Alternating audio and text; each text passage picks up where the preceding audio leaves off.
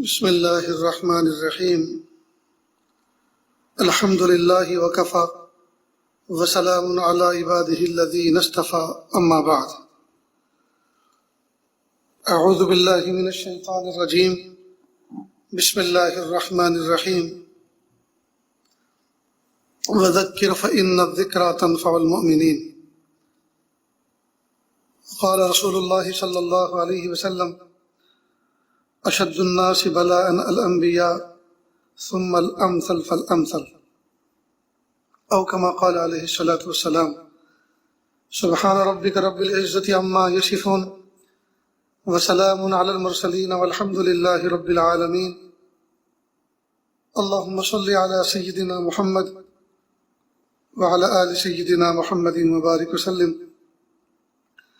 اللهم صل علی سیدنا محمد وعلى آل سيدنا محمد وبارك وسلم اللهم صل على سيدنا محمد وعلى آل سيدنا محمد وبارك وسلم۔ رمضان مبارک کی 11 تاریخ ہے، سن 1441 ہجری ہے، مئی مہینے کی 5 تاریخ ہے، سن 2020 عیسوی ہے۔ پورے ملک میں لاک ڈاؤن کا زمانہ ہے اور کرونا وائرس کی وبا کا دور ہے۔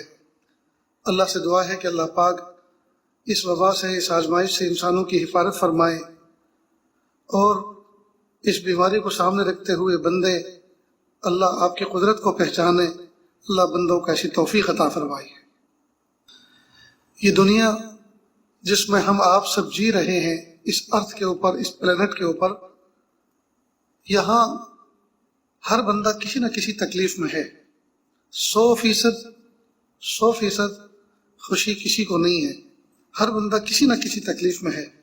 یہ وقتی طور پر اگر کوئی بندہ مسکرا بھی رہا ہے، ہنس بھی رہا ہے، اس سے آپ پوچھیں اور سنائیں کیا حال ہے، کوئی تکلیف تو نہیں، تو وہ ہنسی سے تھوڑا سا پیچھے ہٹ کر پھر اپنے ذہن پر زور دے کر سوچ کر بتائے گا کہ ویسے تو سب کچھ ٹھیک ہے، ایوری تھنگ از اوکے، لیکن بس بچہ ایک بیمار ہے، اس کے لیے دعا کرنا۔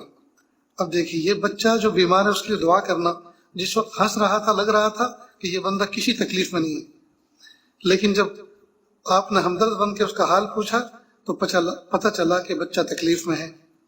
اسی طرح ہر بندے کو آپ دیکھیں، وہ ڈپ میں جائے گا تو کسی نہ کسی تکلیف کو نکال کر لائے گا اور کہے گا میں اس تکلیف کا شکار ہوں۔ تو یہ دنیا دارالمحن ہے، یہ آزمائش کی جگہ ہے۔ اللہ پاک نے اس کو بنایا کچھ اس طرح ہے۔ دیکھو، 3 جہان ہے، ایک ہے جنت، ایک ہے جہنم اور ایک ہے دنیا۔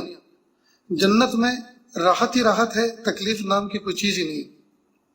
جہنم میں تکلیف ہی تکلیف ہے، راحت نام کی کوئی چیز نہیں ہے۔ اور دنیا میں راحت اور تکلیف دونوں ساتھ ساتھ چلتی ہیں۔ اللہ پاک نے یہاں نعمتیں بھی رکھی ہیں اور بندے کو کسی نہ کسی زحمت میں بھی رکھا ہے۔ اب یہ کیوں رکھا ہے؟ یہ اللہ تعالیٰ کی شان ہے، یہ اللہ تعالیٰ کا نظام ہے۔ وہ حاکم بھی ہے اور حکیم بھی ہے، وہ زیادہ بہتر جانتا ہے کہ اس نے اس دنیا کو اس طرح کا کیوں بنایا ہے۔ ہمیں چاہیے کہ ہم اس میں چوں نہ کریں۔ والقدر خیرہ وشرہ من اللہ تعالی والبعث بعد الموت۔ ہمیں چاہیے کہ ہم اپنا ایمان، اپنا عقیدہ، اپنا یقین اس بات کا بنائیں کہ اللہ تعالیٰ جس حال میں ہمیں رکھیں، ہم اس حال میں اللہ سے مطمئن رہیں، اللہ کی طرف رجوع کرنے والے بنیں۔ حالات چاہے اچھے ہوں یا برے ہوں، دونوں صورتوں کے اندر ہم اس بات کے مکلف ہیں، بحیثیت عبد، بحیثیت بندے، اس بات کے مکلف ہیں کہ ہم اللہ کی طرف رجوع کریں۔ تو یہ دنیا آزمائشوں سے بھری ہوئی ہے، یہاں تک کہ عام انسان تو کیا، محبوب صلی اللہ علیہ وسلم فرما رہے اشد الناس بلاء الانبیاء، سب سے زیادہ آزمائے گئے انبیاء کے نام، سب سے زیادہ آزمائشیں ان پہ رہی۔ پھر جو ان کے مشابہ ہوگا، جو ان کے نقش قدم پر چلے گا، جو اس کاج کو اور مشن کو لے کے چلے گا، اسی کے مطابق اس کو حصہ ملے گا۔ لیکن یہ تکلیف، یہ پریشانی بھی، یہ کوئی ظلم نہیں ہے۔ آگے چل کر انشاءاللہ اس کا اندازہ ہوگا کہ اللہ رب العزت نے جو بظاہر صورت تکلیف کی ہوتی ہے، اللہ پاک نے اس کے پیچھے کیا کیا راز چھپا کے رکھے ہوئے ہیں۔ بہرحال بندہ دنیا میں جنت کا تصور کرے، سوچے کہ دنیا جنت بن جائے، تو یہ تو نہیں ہو سکتا۔ لا خوف علیہم ولا هم یحزنون، یہ تو عالم جنت میں ہے، وہاں کوئی خوف نہیں ہوگا، وہاں کوئی غم نہیں ہوگا، وہاں کوئی ٹینشن نہیں ہوگا۔ سب ٹینشن فری جو ہے یہ معاملہ تو جنت میں ہوگا. دنیا کے اندر تو کسی نہ کسی آزمائش سے بندے کو ہر لمحے گزرنا ہوتا ہے. بہرحال مومن بندہ جب آزمائشوں گھرتا ہے اور اس پر کچھ تکلیف آتی ہے تو یہ بندہ اس میں نفع پاتا ہے. حدیث پاک میں ہے محبوب صلی اللہ علیہ وسلم فرمایا, روایت کا مفہوم ہے کہ اگر ایک جیب میں بندہ کوئی چیز رکھ کر بھول جائے اور اس کو جب تلاش کرنا پڑے تو دوسری جیب میں ہاتھ ڈالے, اب وہ دھک کر کے رہ جائے کہ یا اللہ میرا فون کہاں گیا, میری گاڑی کی چابی کہاں گئی.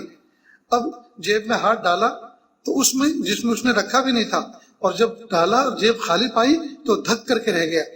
اس کے بعد فوراً دوسری جیب میں ہاتھ ڈالا تو اس میں وہ چیز مل گئی.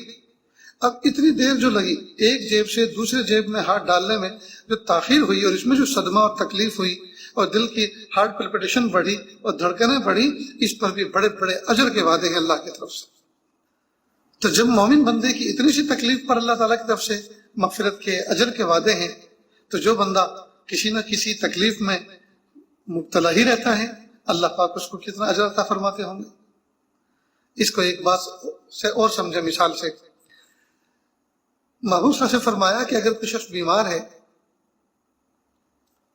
بیمار ہے اور اس کے پاس کوئی مزاج پرسی کرنے گیا تو صبح کو جا کر اس نے پوچھا کیم چھو, کیا حال ہے, کیسی طبیعت ہے, تو بس اس حال کے پوچھنے پر صبح سے لے کر شام تک رحمت کے فرشتے اس کے لیے مغفرت کی دعا کرتے ہیں, اور شام کو پوچھے تو صبح تک رحمت کے فرشتے مغفرت کی دعا کرتے ہیں.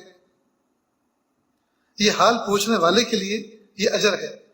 تو جب حال پوچھنے والے کے لیے اتنا بڑا اجر ہے تو جو بندہ صاحب حال ہو, جس پر تکلیف ہے, تو اس کو کتنا بڑا اجر ملتا ہوگا. تو یقیناً جب جیب میں ایک چیز رکھ کر بھول جائے اور دوسری جیب میں اس کو تلاش کرے اور نہ ملنے پر دھک کر کے رہ جائے, دھڑکنیں بڑھ جائیں, گھبراہٹ بڑھ جائے, اور جسٹ فوراً اس کو صحیح جیب میں اس کو تلاش کرے تو مل جائے, تو یہ جو ایک دو لمحے کا وقت گزرتا ہے اس تکلیف میں, اس پر جب اللہ پاک نے اجر عطا فرمایا ہے, تو جو بیمار صبح سے شام تک اور شام سے صبح تک 24 گھنٹے مرض میں کراہتا رہتا ہو, اس کو کیا کچھ اجر ملتا ہوگا. لہذا جو بیمار ہوتا ہے, جو کراہتا ہے, اس کو کرانے پر بھی اللہ نیکی عطا فرماتے ہیں, گناہ معاف فرماتے ہیں. غرض یہ کہ مومن نعمتوں میں اگر ہو اور شکر ادا کرے تو اس کو بھی جنت ملے گی, اور مومن اگر تکلیف میں ہے اس پر صبر کرے, اس پر واویلا نہ کرے, اللہ کی ذات کی طرف توجہ رکھے اور رجوع اللہ کی ذات کی طرف ہو, تو سبحان اللہ, یہ تو بہت بڑے درجات اس کو حاصل ہوں گے اس میں.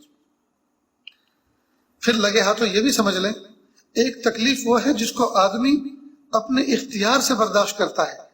مثلا نفلی روزے رکھا, اب بھوک بھی برداشت کر رہا ہے, پیاس بھی برداشت کر رہا ہے, یہ مجاہدہ ہے تاکہ اللہ کی رضا پا سکے, اللہ کا قرب حاصل کر سکے. جی, تو یہ تکلیف جو ہے بندے کی اختیاری ہے, اختیاری مجاہدہ ہے. اور ایک ہوتا ہے اضطراری مجاہدہ, یعنی اس میں اختیار کچھ نہیں. مثال کے طور پر آپ بس اسٹینڈ پہ کھڑے ہیں, پیسے جیب میں موجود, ارادہ دل میں موجود, سفر کرنے کی پوری تیاری کر کے آپ چلے ہیں, ہاتھ میں بیگ موجود اور راستے پر سواری موجود, لیکن جس کو بھی ہاتھ دے رہے ہیں وہ آپ کے قریب آ کر اور ایکسیلیٹر دبا کے گاڑی تیزی سے آگے بڑھا دیتا, روکتا ہی نہیں. حالانکہ اسی گاڑی والے کو کوئی جبرن کوئی روکے اور پوچھے بھائی تجھے پیسے کی ضرورت ہے کہ نہیں, کہ بہت ضرورت ہے, تو کہا پھر وہ کسٹمر پیسنجر کھڑے تھے ان کو کیوں نہیں تو نے بٹھایا, تو کہا نہیں بٹھایا, بس میں نہیں, میری مرضی. اصل میں اس کی مرضی نہیں ہے, اس نے نہیں بٹھایا, اللہ پاک نے اس کی قسمت میں آپ کے ہاتھوں سے روزی مقدر نہیں فرمائی, اور اللہ رب العزت نے آپ کی قسمت میں اس گاڑی میں بیٹھنا مقدر نہیں فرمایا. تو یہ کیا ہے, یہ اضطراری مجاہدہ. اب پیسے جیب میں موجود, ارادہ سفر کا دل میں موجود, فل تیاری کے ساتھ روڈ پہ کھڑے ہوئے ہیں, روڈ پہ سواری موجود ہے, اور پھر بھی کوئی سواری والا آپ کو نہیں بٹھا رہا. اب جو آپ پر تکلیف گزر رہی ہے, یہ جو پریشانی گزر رہی ہے, یہ جو آپ بے چین ہیں اس وقت, یہ اضطراری مجاہدہ ہے, اس میں آپ کا اختیار نہیں ہے, اضطراری مجاہدہ ہے. اس اضطراری مجاہدے پر اللہ پاک وہ کچھ عطا فرماتے ہیں جو اختیاری مجاہدے پہ بھی نہیں ملتا. معلوم ہوا کہ بندہ مکمل خاموش رہے, بس یہ سوچے میرے اللہ کی یہی مرضی. سفر حج میں اس کا بڑا تجربہ ہوتا ہے. سفر تو بہترین, سفر تو ہے ہی تربیت کی جگہ, لیکن سفر حج میں تو بندہ اور پختہ کار بن جاتا ہے. قدم قدم پر طبیعت کے خلاف باتیں پیش آتی ہیں, اس لیے سفر حج کی جو دعائیں محبوب صلی اللہ علیہ وسلم سے منقول ہیں وہ دعا کا مضمون بتا رہا ہے کہ محبوب دعا کا مضمون بتا رہا ہے کہ سفر حج میں مشقت ہے. ٹور آپریٹر چاہے جتنے وعدے وعید کریں، چاہے جتنی بشارتیں سنائیں، چاہے جتنی خوشخبریاں بتائیں، چاہے جتنی فیسلٹیز آپ کو فراہم کرنے کا وعدہ کریں، دونوں مل کر حکومتیں یہاں کی اور وہاں کی چاہے جتنے حاجیوں کے اعزاز میں استقبالیے پیش کریں اور قصیدے پڑھیں، لیکن ہر دور کے اندر، ہر زمانے کے اندر، صبح قیامت تک حج کے اندر کچھ نہ کچھ تکلیف ضرور رہے گی. محبوب صلی اللہ علیہ وسلم کی دعاؤں کا مضمون بتا رہا ہے. پیارے اللہ، مثال کے طور پر یا اللہ میں نے عمرے کا احرام باندھا ہے، قبول فرمائیے، آسان فرمائے. آسانی مانگی جاتی ہے تکلیف کے مقابلے میں. معلوم ہو تکلیف ان بیلٹ اس کے اندر موجود ہے. محمد صلی اللہ علیہ وسلم نے عائشہ صدیقہ رضی اللہ عنہ کو فرمایا، اے عائشہ، تمہارے عمرے کا ثواب تمہارے تکلیف کے بقدر ہے. تو جب محبوب صلی اللہ علیہ وسلم اس کی ڈیفینیشن یہ بتا رہے ہیں کہ حج میں، عمرے میں تکلیف ہیں اور تکلیفوں پر اللہ نے اجر رکھا ہے، تو ظاہری بات ہے کہ تکلیف تو ان بیلٹ حج اور عمرے کے اندر موجود ہے. کئی مرتبہ 2-3 آدمی کمرے سے نکلے حرم کے لیے اور رہائش دور تھی، گاڑی مشکل سے ملی، خیر جیسے تیسے کر کے حرم کے دروازے پہ پہنچے. اب ایک ساتھی کہتے ذرا میں پیشاب کر کے آتا ہوں. اب 2 آدمی اس کی وجہ سے کھڑے ہوئے. اب وہ بہت دیر کے بعد آیا، بھئی کیسے تاخیر ہوئی؟ کہ لائن لگی تھی. اب دوسرا کہتا چلو میں بھی فارغ ہو کے آتا ہوں. تو آدھا گھنٹہ اس نے لیا، اب آدھا گھنٹے کے لیے اور صبر کریں آپ. اس لیے سفر حج میں بڑا صبر آزما مرحلہ ہوتا ہے، لیکن جو بندہ خندہ پیش آنے کے اس کو سہ جائے، برداشت کر جائے، اس کو پی جائے، سبحان اللہ، اس کا تو مرتبہ ہی کچھ اور ہوتا ہے. اس لیے میرے بھائی اور بہنوں، جو بھی بندہ مومن ہوگا، اس کو اگر کوئی تکلیف ہوگی تو تکلیفوں پر شور شرابہ نہ کرے، ہائے نہ کرے، پریشان نہ ہو. آئی کدھر سے ہیں؟ اللہ کی طرف سے. جائیں کی کیسے؟ وہ بھی اللہ ہی دفع فرمائیں گے، اللہ ہی دور فرمائیں گے، اللہ ہی ختم فرمائیں گے. تو جب آتے بھی اس طرف سے ہیں اور جاتے بھی اسی کی طرف سے ہیں تو پھر اسی طرف رجوع کریں نا، اسی کو منا کے رکھیں، اسی کو راضی کر کے رکھیں. ایک کاش کہ ہمارا یہ مزاج بن جائے تو ہمارے گھر جنت کا نمونہ پیش کریں. ایک کاش کہ ہمارا یہ مزاج بن جائے تو سفر کا لطف حاصل ہونے لگے. ایک کاش کہ ہمارا یہ مزاج بن جائے تو زندگی کا مزہ جو آ جائے. آج ہر بندہ پریشان اس لیے کہ اس تھیوری کو سمجھانی ہے کہ اللہ پاک نے اس دنیا کو دارالمحن بنایا، یہ آزمائش کی جگہ ہے. یہاں 100% اپنی مرضی کے مطابق کوئی کام نہیں ہوا کرتا. یہاں کچھ کام اپنی مرضی کے مطابق ہوتے ہیں، اکثر کام جو اپنی مرضی کے خلاف ہوتے ہیں. تو مرضی کے خلاف ہوتے وقت ہمیں اللہ کی ذات کے ساتھ میں کیا بیہیو کرنا ہے، اللہ کی ذات سے کیا اپنا تعلق کس طرح کا بنا کے رکھنا ہے اور اپنے نفس کو کیسے قابو میں رکھنا ہے. بس یہ گر اگر سمجھ میں آ جائے اور یہ نقطہ اگر ہماری سمجھ میں آ جائے تو زندگی کامیاب ہے. یہ جو گھروں کے اندر شوہر ہر وقت پیشانی میں شکن کر کے رکھتے ہیں، ہر وقت اکڑ کے رہتے ہیں، ہر وقت چڑچڑے بن کے رہتے ہیں، اسی طرح ماں بہنیں اگر گھر کے اندر نعمتیں پوری نہیں ہیں، ضرورت کی چیزیں پوری نہیں ہیں، ہر وقت پیشانی جو ہے پر شکن رکھتی ہیں، بل چڑھا کے رکھتی ہیں اور ہر وقت ناک بھاؤں چڑھا کے رکھتی ہیں، چڑچڑا مزاج بنا لیتی ہیں اور ماں اور باپ دونوں مل کر بچوں کی تربیت کو غارت کر دیتے ہیں. یہ چیز اچھی نہیں ہے. اللہ پاک نے جس حال میں رکھا ہے 100% ہم اللہ کی ذات سے مطمئن رہیں، نعمتوں کا سوال کرتے رہیں، زحمتوں پہ صبر کریں، تکلیفوں پہ صبر کریں اور اطمینان رکھیں کہ یہ اندھیری رات انشاءاللہ جلدی ختم ہوگی. اور جب رات کی تاریکی میں، جب رات کا اندھیرا بہت زیادہ غالب ہو جاتا ہے، جب مڈ نائٹ ہوتی ہے، جب ڈارکنس بڑھ جاتی ہے، جب تاریکی اتنی بڑھ جاتی ہے کہ ہاتھ کو ہاتھ سجائی نہ دے، بس سمجھ لو تھوڑی دیر کے بعد صبح صادق کا اجالا نمودار ہونے والا ہے. جب تکلیفیں حد سے زیادہ بڑھ جائیں، برداشت کے باہر ہو جائیں، یہاں تک کہ کیفیت یہ ہو جائے متی نصر اللہ کب آئے گی آپ کی مدد، بس سمجھ لو کہ اب آنے والی ہے. اس لیے میرے بھائی اور بہنوں، ہم اللہ تعالیٰ کی ذات سے بالکل مطمئن رہیں. اللہ ظالم نہیں ہے. ان اللہ لیس بظلام للعبید. اللہ تعالیٰ اپنے بندوں پر ظلم نہیں کرتے. دیکھیے نا، ایک ماں، ایک بچہ میلا کچیلا ہوتا ہے، ماں اس کو کہتی ہے بیٹا نہا لو، بیٹا صاف ہو جاؤ، مہمان آنے والے ہیں. اچھا نہیں لگے گا کسی مہمان کو کہ گھر میں ان کے اتنا گندا بچہ رہتا ہے. ماں اپنے کام میں لگی ہوئی ہے، کچن کی تیاری کرتی ہے، صفائی ستھرائی کر رہی ہے، جھاڑو پوچھا کر رہی ہے، مہمانوں کا استقبال کرنے کی پوری تیاری ہو رہی ہے، اور بچے کو کہہ رہی بیٹا مان جاؤ، بیٹا نہا لو. ماں کام سے فارغ ہو گئے، دیکھا کہ بچہ نہیں سنتا تو ایک تماچا لگاتی ہے اور پھر باتھ روم میں اس کو داخل کرتی ہے، پھر اس کو موسم کے حساب سے ٹھنڈے گرم پانی سے نہلاتی ہے، دھوبی بیٹا چاند سا بنا دیتی ہے، نیلا دھلا کر سیاہی سرما لگا کے اچھے کپڑے پہنا کر کیا سونا سجیلا بچہ لگتا ہے۔ اب یہ جو بچے کو تکلیف ہوئی تو ماں ظالم نہیں تھی، ظلمن ماں نے تکلیف نہیں پہنچائی، ماں بچے کی خیر خواہی چاہ رہی تھی۔ چنانچہ مہمان آتے ہیں، بچے کو گود میں اٹھاتے ہیں، اس کو کیس کرتے ہیں، سینے سے لگاتے ہیں، پیشانی چومتی ہیں، ہاتھ چومتے ہیں، کیش پیسے جیب میں سے نکال کر بچے کی جیب میں رکھ دیتے ہیں، بیگ میں سے چاکلیٹ نکال کے بچے کو انعام دیتے ہیں۔ ماں کہتی دیکھو اگر گندے ہوتے تو انعام ملتا تمہیں، گندے ہوتے تو یہ پیار ملتا، کوئی تمہیں بوسہ دیتا، سب تم سے گھن کرتے، نفرت کرتے، تو دیکھو اگرچہ میں نے تمہیں تماچا لگایا، اگرچہ تمہیں چوٹ لگی، لیکن کتنی راحت، کتنی عزت افزائی ہوئی تمہاری بھی اور میری بھی۔ تو دیکھیے ماں اگرچہ بچے کو تکلیف پہنچاتی ہے لیکن اس میں بھی اس کی شفقت اور در پردہ اس کی رحمت ہوتی ہے، اس کے دل کی چاہتیں ہوتی ہیں کہ میرے بچے کو دنیا میں لوگ محبت کی نظر سے دیکھیں، اس کا اکرام کریں۔ تو جب ایک ماں کے دل میں اللہ پاک نے ایسی شفقت رکھی ہے، ایسا پیار رکھا ہے، تو کیا 70 ماؤں سے زیادہ مشفق و مہربان رب اپنے بندوں کو جو تکلیف دیتا ہے اس کو مزہ آتا ہے؟ نعوذ باللہ۔ ہمیں تکلیف دے کر وہ خوش ہوتا ہے؟ نعوذ باللہ۔ ہمیں دکھ میں دیکھ کر اللہ ہنستے؟ ایسی کوئی بات نہیں ہے۔ جو تکلیفیں ہیں اس میں سراپا اللہ پاک نے ہمارے لیے اجر رکھے، اور واقعی تکلیف کے دنوں میں بندہ جتنا رجوع کرتا ہے اللہ کی طرف، اور جتنا گھٹ گھٹ کے روتا ہے، اور جتنے سجدے کرتا ہے، اور جتنی دعاؤں میں گر گڑاتا ہے، اور لمبے لمبے رکوع کرتا ہے، سجدے کرتا ہے، قیام کرتا ہے، اور دیر تک دعائیں مانگتا ہے، جب وہ تکلیف دور ہو جاتی ہے، وہ آزمائش کی حالتیں رفع ہو جاتی ہیں، اس کے بعد جب نعمتیں آتی ہیں تو نعمتوں میں اتنا شکر دل سے نہیں نکلتا جتنا تکلیف کے دنوں میں، صبر کے دنوں میں بندہ اللہ کی طرف رجوع کیے ہوئے تھا۔ تو یہ تو اللہ پاک کی طرف سے یہ تکلیفیں بہت بڑی نعمت بن کر آتی ہیں، بہت بڑی نعمت بن کر آتی ہیں، لیکن تکلیف کو مانگنا نہیں ہے۔ لیکن اگر آ جائے تو اس موقع پر ہمیں کس طرح کا بیہیو کرنا ہے، کس طرح سے ان دنوں کو کاٹنا ہے، کس طرح سے گزارنا ہے، یہ اللہ کے محبوب صلی اللہ علیہ وسلم کی احادیث مبارکہ سے، بزرگان دین کی تعلیمات سے ہمیں بہت اچھی طرح سے اس کا ہمیں شیڈول ملتا ہے، اس کی رہبری ملتی ہے۔ لہذا ہم کسی بندے کو خوشحال دیکھ کر اپنے تکلیف پر اور زیادہ کوڑنے لگیں کہ دیکھو وہ لوگ کتنے خوشحال ہیں۔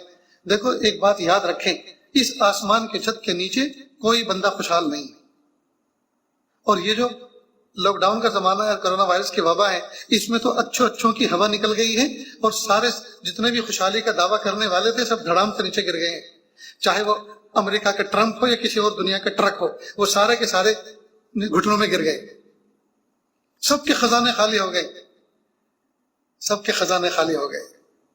ہائے ہائے میرے پیارے رب ہمیں اپنی معرفت کاملہ نصیب فرما۔ تو کوئی تکلیف والا بندہ کسی ہنستے ہوئے بندے کو دیکھ کر یہ نہ سوچے کہ یہ کتنا اچھا ہے، میں کتنی تکلیف میں ہوں، ارے یہ تو موقع کی بات ہے کہ اس وقت وہ ہنس رہا ہے، ورنہ حقیقت یہ ہے کہ اگر اس میں دل میں جھانک کے دیکھو گے تو اندھیرا اندھیرا ملے گا۔ کسی کا کار اور بنگلے کو دیکھ کر رال مت ٹپکاؤ، کار اور بنگلوں کے اندر وہ بندہ بے چین ہے، وہ کرا رہا ہے، تکلیف میں ہے، اور تم اپنے جھوپڑے کو دیکھ کر ناشکر مت بنو، اللہ پاک نے تمہیں جھوپڑے میں جو ہے جنت کے مزے عطا فرمائے۔ غرض یہ کہ بندہ دوسرے کی نعمتوں کو دیکھ کر پریشان نہ ہو، یہ نہ سوچے کہ اللہ پاک نے اس کو تو اتنا کچھ نعمتوں میں رکھا ہوا ہے، مجھے تکلیف میں رکھا ہے۔ نہیں، تکلیف میں ہر بندہ ہے، کسی نہ کسی شکل میں اس دنیا کے اندر، یہ دنیا دارالمحن آزمائش ہے، یہاں کوئی نہ کوئی تکلیف ہوتی۔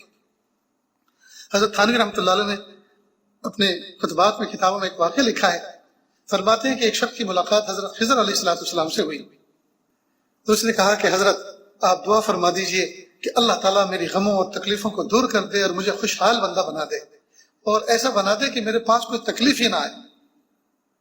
حضرت نے فرمایا کہ دیکھو بھئی یہ ایسی دعا تو میں آپ کے لیے نہیں کر سکتا، ایسی دعا تو نہیں کر سکتا، دنیا میں تکلیفیں تو ہر بندے کے ساتھ کسی نہ کسی درجے میں آزمائش تو لگی ہوئی، یہ دنیا ہی آزمائش کا ہے۔ البتہ یہ ہو سکتا ہے کہ آپ دنیا میں کسی خوشحال آدمی کو دیکھیں اور اس کی مثال میرے سامنے پیش کریں کہ آپ یہ دعا کر دو کہ اللہ تعالیٰ مجھے اس جیسے بنا دے، تو اس جیسی میں دعا کر دوں گا آپ کے لیے۔ اب اس نے ڈھونڈنا شروع کیا، ایک کو دیکھا، دو کو دیکھا، تین کو دیکھا، اب اس نے ایک شخص کو دیکھا کہ اس کا بہترین بنگلہ ہے، بہترین اس کے پاس سواری ہیں، حشم خدم ہیں، اور بہترین لباس کا مالک ہے اور بڑے خوبرو اس کے بچے ہیں اور کھلی دلی روزی اللہ پاک نے اس کو عطا فرما رکھی ہے، کار ہے، بہار ہے. بس اس کو دیکھ کر اس نے سوچا کہ اس جیسی دعا حضرت خضر علیہ السلام سے میں کرا لیتا ہوں. اللہ کی شان، اس نے سوچا کہ ذرا ایک مرتبہ اس سے میں دو بدو مل کر فیس ٹو فیس بات تو کر کے دیکھوں کہ کوئی تکلیف تو نہیں ہے. ایسا نہ ہو کہ میں ظاہر میں تو اس کو اچھا سمجھوں اور یہ کوئی تکلیف ہے اور میں اس جیسی دعا کرا لوں کہ میں بھی اس جیسی تکلیف کا شکار بن جاؤں. تو اس نے کہا کہ سیٹھ جی مجھے آپ سے ذرا ایک بہت اہم بات کرنی ہے. کہا جی کیجیے. کہا کہ آپ کی خوشحالی کو دیکھ کر مجھے رشک آتا ہے. آپ کے بچے اتنے پیارے، آپ کا کھلا کاروبار اور کار اور بہار، یعنی جو ہے سواریاں بھی آپ کے دروازے پر ہیں اور جو ہے خوشحالی آپ کے چاروں طرف پھیلی ہوئی ہے. تو میں نے سوچا کہ آپ سے جیسا خوشحال آدمی سے آسمان کی چھت کے نیچے کوئی نہیں ہے. تو میں چاہتا ہوں اللہ تعالیٰ سے میں بھی دعا کروں اللہ مجھے بھی ایسا بنا دے. تو کیا یہ بات جو میں دیکھ رہا ہوں آپ کھلی آنکھوں سے صحیح ہے نا؟ اس میں کوئی تکلیف تو نہیں؟ تو کہا کہ اگر ایسی بات ہے تو ادھر آؤ. تو ایک طرف کو لے کر گیا کہ دیکھو بھائی، آسمان کی چھت کے نیچے مجھ سے بڑھ کر کوئی تکلیف میں نہیں ہے، مجھ سے بڑھ کر کوئی تکلیف میں نہیں ہے. اس لیے کہ میری بیوی بھی اتنی بد اخلاق ہے. یہ جو تمہیں خوبرو بچے نظر آ رہے ہیں نا، یہ میرے ذاتی بچے نہیں ہیں، یہ حرام کی اولاد ہے. یہ میری بیوی کے کارنامے ہیں، لیکن میں نہ کہہ سکتا ہوں نہ سہ سکتا ہوں. اس لیے میرے جیسے بننے کی کوئی تمنا اور دعا مت کرنا. تو دیکھیے کئی مرتبہ آدمی کسی کو شخص کو ظاہر میں دیکھتا ہے اور اس کو نعمتوں میں سمجھتا ہے اور اس کو اچھا سمجھتا ہے، حالانکہ آدمی ڈپ میں جائے اور اس کے حالات میں گھسے اور جھانک کر دیکھے تو اس کی زندگی میں کانٹے ہی کانٹے نظر آئے.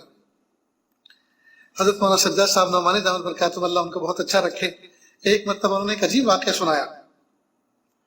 فرمانے لگے کہ ایک مملکت میں بادشاہ بیمار ہو گیا اور بیماری بھی ایسی عجیب و غریب کہ اس کا کوئی علاج ہی نہیں مل رہا تھا. لیکن تعجب اس بات پر ہوا کہ اس عجیب و غریب بیماری کا علاج بھی ایک حکیم نے بڑا عجیب و غریب تجویز کیا. اور وہ علاج یہ تھا کہ بادشاہ بستر مرگ پر تھا، بہت کمزور ہو چکا تھا. طبیب نے نبض دیکھی اور آنے کے بعد کہا، حواریوں جو ان کے بادشاہ کے ارد گرد عملہ ہوتا ہے ان سے کہا کہ بھئی دیکھو، بادشاہ سلامت کو جو بیماری ہے اس کا حل صرف ایک ہی چیز ہے، وہ یہ کہ آپ ان کو کسی خوشحال آدمی کا کرتا پہنا دیں. کرتا پہنیں گے یہ ٹھیک ہو جائے. اب جتنے وزراء تھے وہ تو نعرے تکبیر بلند کر کے باہر نکلے کہ واہ یہ تو بہت عجیب نسخہ مل گیا، حل مل گیا بیماری کا.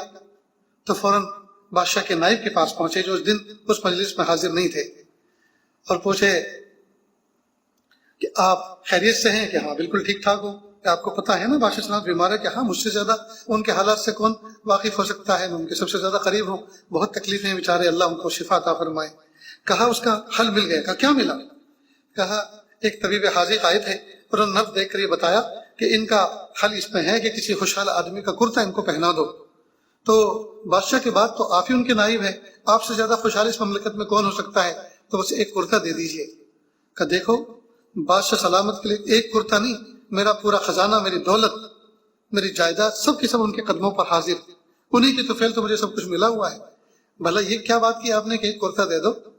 لیکن سنو ایک میری بات، اگر طبیب حاذق نے یہ کہا ہے کہ خوشحال آدمی کا کرتا لے کر آنا تو کرتے تو ایک نہیں ہزاروں قربان.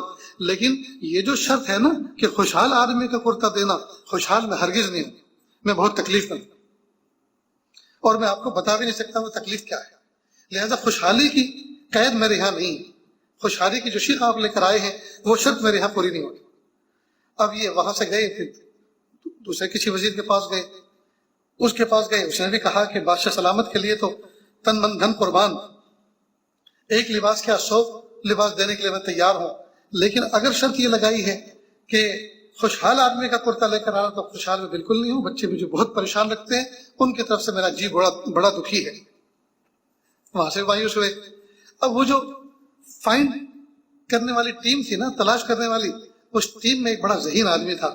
اس نے کہا دیکھو یہ دور کے ڈھول سہانے نظر آتے ہیں، یہ جو بڑے بڑے بنگلے والے اور یہ جو قیمتی سواری والے، گھوڑی والے ہیں، یہ سب ایسے ہی ہوتے ہیں، یہ ظاہر میں بڑے خوشحال ہوتے ہیں، ان کے دلوں میں اندھیرے ہوتے ہیں، ان کی زندگیوں میں کانٹے ہوتے ہیں، پریشان ہوتے ہیں. چلو میں تمہیں لے کے چلتا ہوں دیہات میں، چلو وہاں بادشاہ سلامت کی بیماری کا علاج ملے گا.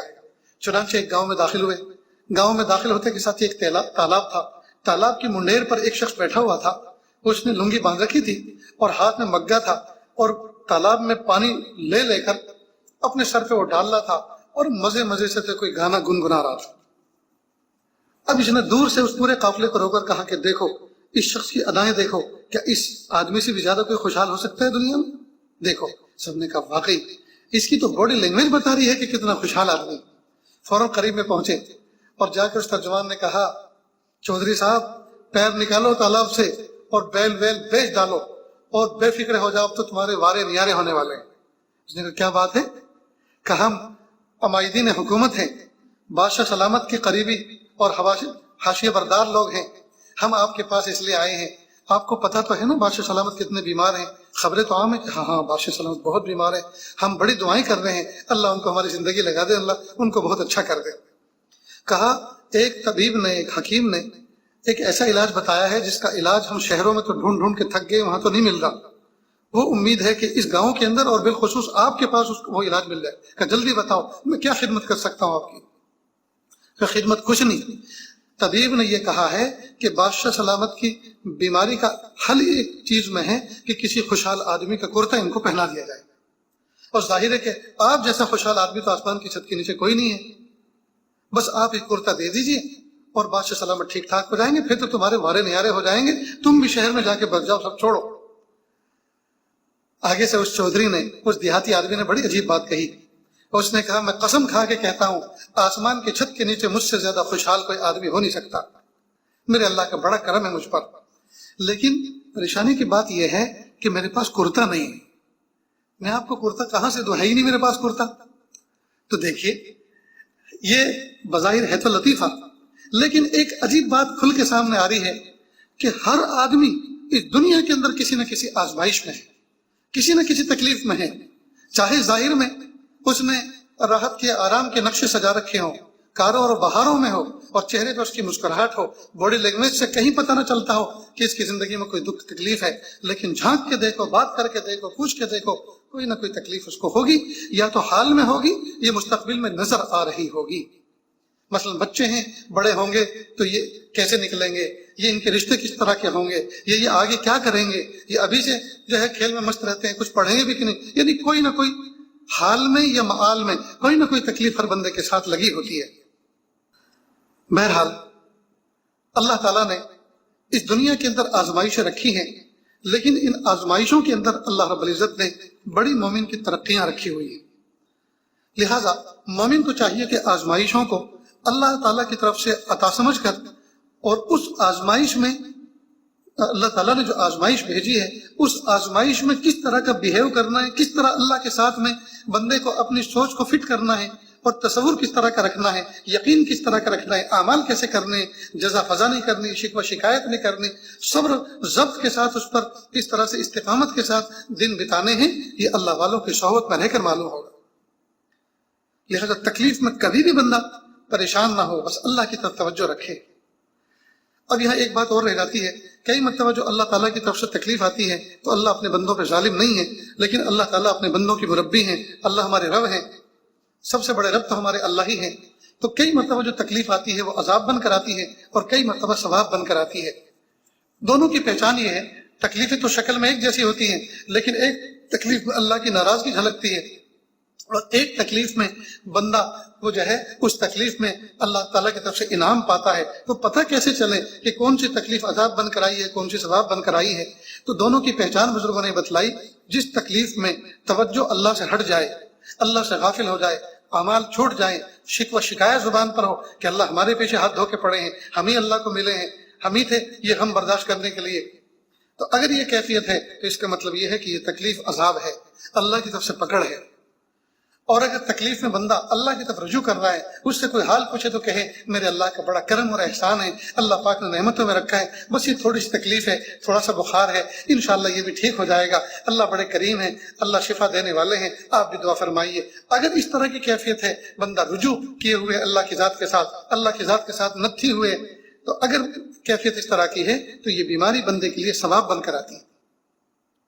अलबत्ता एक बात अजीब है, بزرگوں نے فرمایا کہ تکلیف چاہے عذاب بن کر آئے چاہے سبب ثواب بن کر آئے، دونوں صورتوں میں بہرحال ہے تو تکلیف نا۔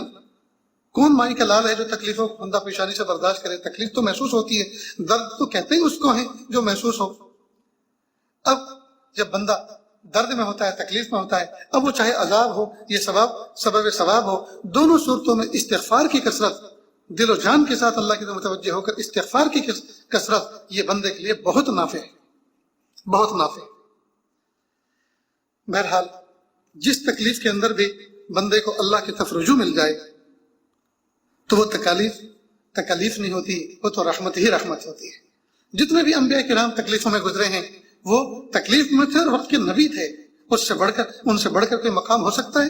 معلوم ہوا اگر اللہ پاک نے تکلیف میں رکھا ہوا ہے تو یہ تکلیف میں رکھنا یہ ظلم نہیں ہے اللہ کی طرف سے۔ اللہ تعالیٰ نے تو نبیوں کو رکھا ہے، اپنے پیاروں کو رکھا ہے، تو اگر ان کے دلارے اور ان کے نقش قدم پر قسم کھانے والے اور حلف اٹھانے والے اور زندگی کے اندر اللہ کے محبوب صلی اللہ علیہ وسلم کے نقش قدم پر چلنے والے، انبیاء کرام کے نقش قدم پر چلنے والے اور عہد کرنے والے ہیں، تو پھر وہ کیوں تکلیف میں نہیں ہوں گے، اور پھر کیوں اللہ پاک ان کو اجر نہیں عطا فرمائیں؟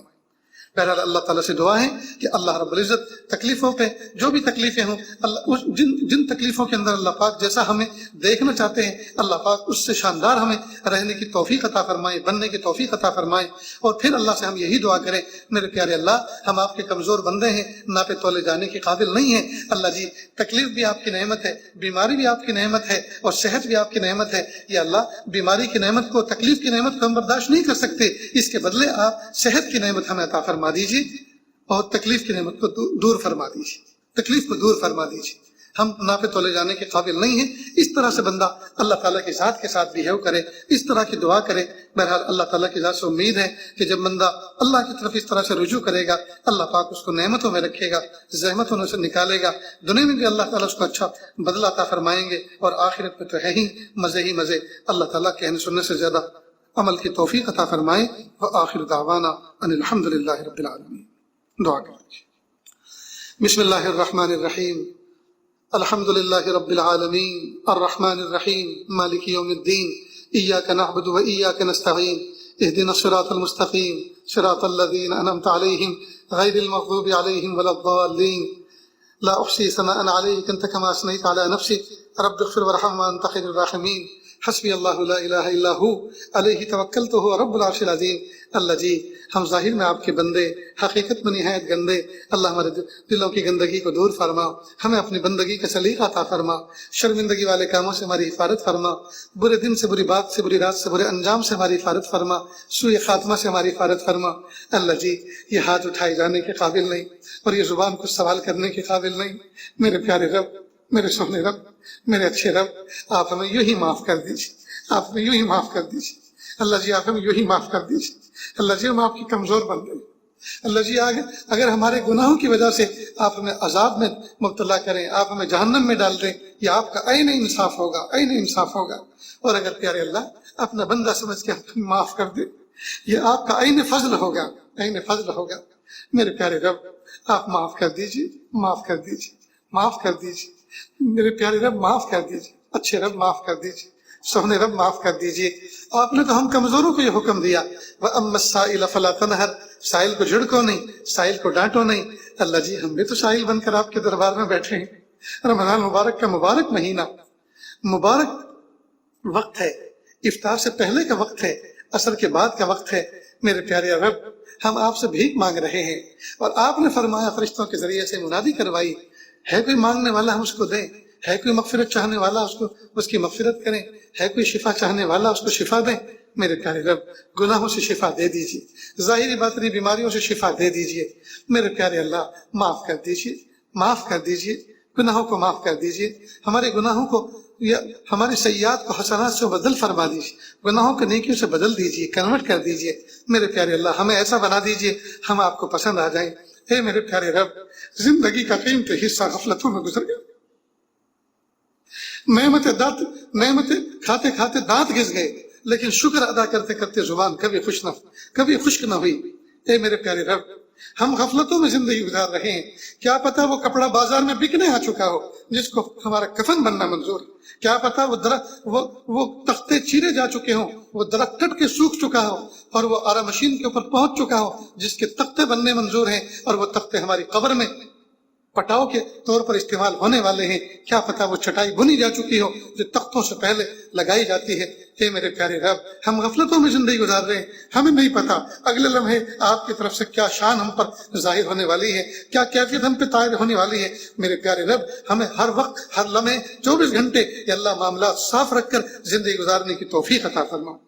ان صلاتی و نسکی و محیای و مماتی للہ رب العالمین. اللہ جی اس آیت کا مصداق ہماری زندگی کو بنا دیجیے. اللہ جی بنا دیجیے اس آیت کا مصداق ہماری زندگی کو بنا دیجیے. اللہ جی بنا دیجیے. میرے پیارے رب بنا دیجیے, میرے پیارے رب بنا دیجیے. ان صلاتی و نسکی و محیای و مماتی للہ رب العالمین. ہم تو جیتے ہیں دنیا میں تیرا نام رہے. میرے پیارے اللہ, پیارے اللہ, آپ کے پیارے نیک بندے شاعر مشیخ علامہ اقبال کے شعر کا مصداق ہماری زندگی کو بنا دیجیے. اے میرے پیارے رب, پیر کے ناخن سے لے کے سر کے بال تک یا اللہ اپنا مطیع فرما بردار بنا دیجیے. ایک ایک لمحے کو قیمتی بنا دیجیے. میرے پیارے اللہ, فون نے ہمارا وقت کھا لیا, انٹرنیٹ نے ہمارا وقت کھا لیا, یا اللہ لایانی نے ہمارا وقت کھا لیا, یا اللہ ہم کسی کام کے نہ رہے. ہائے ہائے, یا اللہ ہماری زندگی کے قیمتی لمحات, سونے چاندی ہیرے جواہرات سے زیادہ قیمتی لمحات یا اللہ پگھل گئے, ڈیزول ہو گئے, ضائع ہو گئے, لٹ گئے. ہائے ہائے میرے پیارے اللہ, لٹ گئے. ہائے ہائے میرے پیارے رب, ہم تو لٹ گئے. ہائے اللہ لٹ گئے, ہائے رب لٹ گئے, ہائے رب لٹ گئے, ہائے اللہ لٹ گئے. اے میرے پیارے رب, ہمارے لمحات زندگی جو بچے ہیں ان کو قیمتی بنا دیجیے, ان کو قیمتی بنا دیجیے, ان کو قیمتی بنا دیجیے. اللہ ہمیں ایسا بنا دیجیے ہم آپ کو پسند آ جائیں. اللہ ہمیں ایسا بنا دیجیے ہم آپ کو پسند آ جائیں. اللہ جی اپنی محبت دے دیجیے, اپنی معرفت دے دیجیے, اپنا قرب دے دیجیے, اپنی ولایت دے دیجیے, مقام احسان دے دیجیے, مقام احسان کا کامل احساس دے دیجیے. کہ اللہ حقوق اللہ اور حقوق العباد کی کامل رعایت کے ساتھ استغراق کی کیفیت عطا فرما دیجیے. میرے پیارے اللہ, ان دعاؤں پر جو آمین کہنے والے ہیں نہ جانے کتنے بے گھر بے در بے سہارا ہیں. اللہ سب کو سکون و سہارا عطا فرما, سب کو اپنا ذاتی کشادہ گھر عطا فرما.